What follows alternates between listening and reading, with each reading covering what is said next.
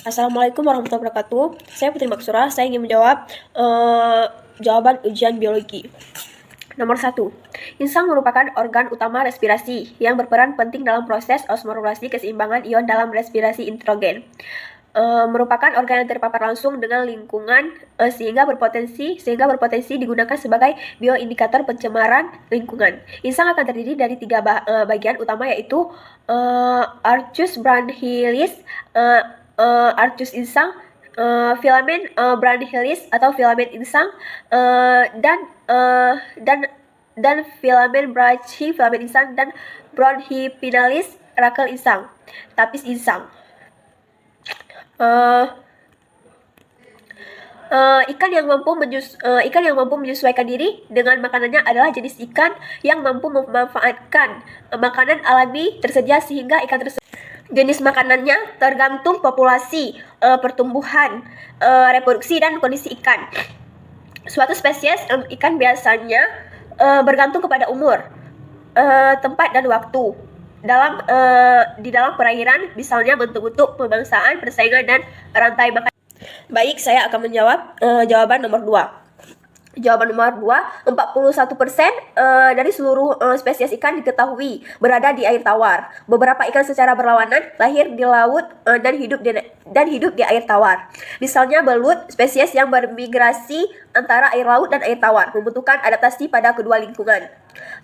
Lingkungan hidup ikan yang sangat mempengaruhi adalah air, suhu, derajat kesamaan atau pH, kesadaran air, kandungan oksigen terlarut, dan kecerahan. Pernapasan yang terdapat pada organisme air yang berfungsi untuk mengekstrak oksigen yang larut dalam air, mengeluarkan karbon dioksida. Insang pada beberapa spesies seperti kelomang telah beradaptasi dengan kemungkinan respirasi di darat, asalkan mereka insang alat pernapasan yang terdapat pada organisme air yang berfungsi untuk mengekstrak oksigen yang larut dalam air, mengeluarkan karbon dioksida. Insang pada beberapa spesies seperti kelomang telah beradaptasi dengan.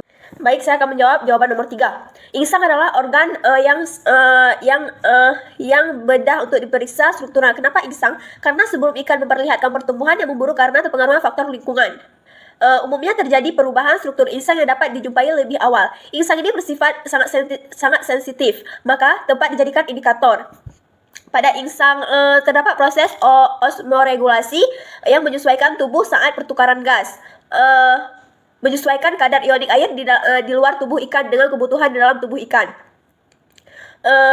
Maka insang berfungsi sebagai tempat pertukaran gas tidak bisa bekerja optimal. Oksigen menjadi tidak bisa diserap secara sempurna, di mana ujung-ujungnya pertumbuhan ikan jadi terganggu juga.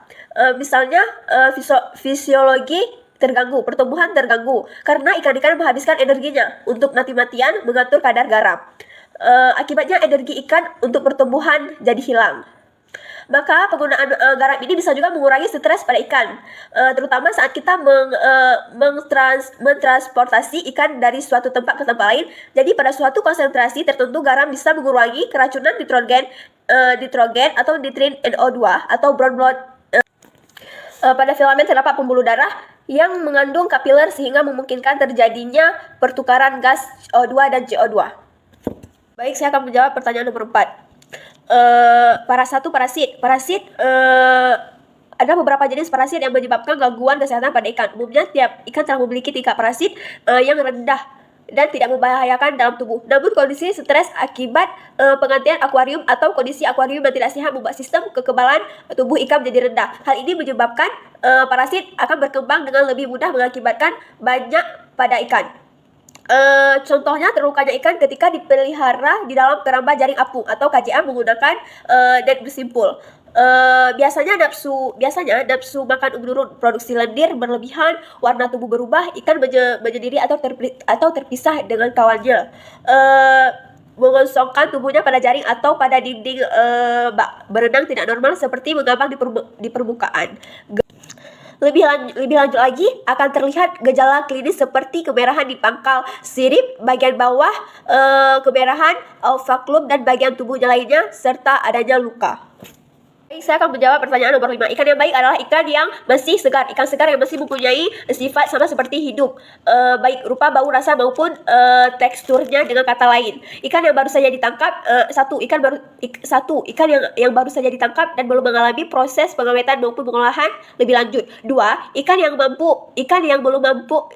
belum mengalami perubahan fisika maupun kimia atau yang masih mempunyai sifat sama ketika baru ditangkap. Insang, ciri-ciri ikan segar dari insang dari pengamatan, maka nampak warna pada insang merah dan tertutup lendir bening. Apabila warna insang sudah berubah coklat, maka dipastikan ikan tersebut sudah busuk.